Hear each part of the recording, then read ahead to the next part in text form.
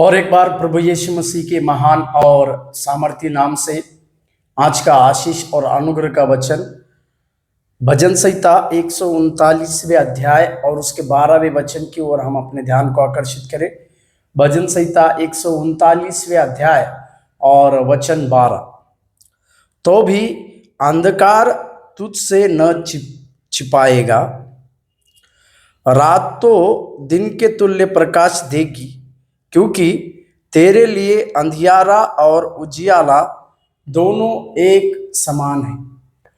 प्रभु के नाम की महिमा और प्रशंसा होने पाए। राजा दाऊद का लिखा हुआ यह भजन है। यहाँ पर राजा दाऊद अपनी परमेश्वर को अपने सम्मुख में जानकर सारी बातों को करता है। ऊपर के कुछ वचनों को अगर हम देखेंगे तो वो परमेश्वर को सदैव अपने आसपास को रहते हुए देखता है। वो इस प्रकार से कहता है कि मैं कहीं पर भी जाऊं तो परमेश्वर मेरे संग रहता है। आकाश में चढ़ूं या फिर किधर भी मैं चले जाऊं तो परमेश्वर मेरे साथ साथ रहता है। और ये भी कहता है कि उस परमेश्वर ने इस राजा को आगे पीछे से घेर लिया है और उस परमेश्वर का हाथ राजा दाऊद के ऊपर है।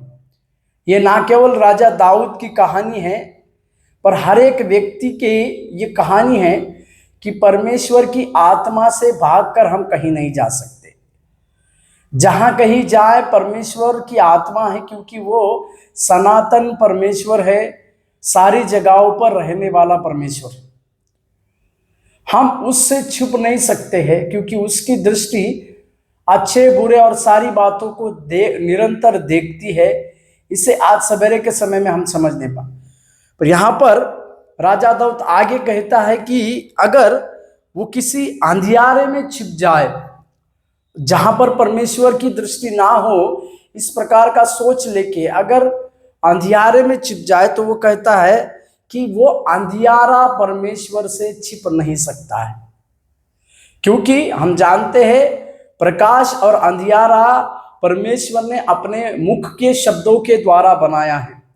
इसी के लिए अंधियारे में रहने के बाद भी परमेश्वर से हम छुप नहीं सकते। इस बातों को हम ध्यान देने की आवश्यकता है, क्योंकि रात को पूरी तरह से नष्ट करने के लिए परमेश्वर ने ही प्रकाश को जिस प्रकार से अपने शब्द के द्वारा निर्माण किया है, उसी शब्द को हम अपने जीवन में समझ नहीं पाए। इसी के लिए अंधियारे में भी परमेश्वर हमें खोज लेता है, क्योंकि अंधियारा और उजियाला परमेश्वर के लिए एक समान के जैसा है। मेरे प्यारों, आज सवेरे के समय में हम इस दृष्टिकोण से परमेश्वर को देखने पाए कि वो परमेश्वर हमें सारी बातों से देखने वाला, हमारी चाल चलन को, हमारी सारी बातों को देखने वाला और हमारे ऊपर उसका हाथ है। इस बातों को हम समझे और अपने जीवन की शुरुआत करें। प्रभु आपको आशीष दे। धन्यवाद।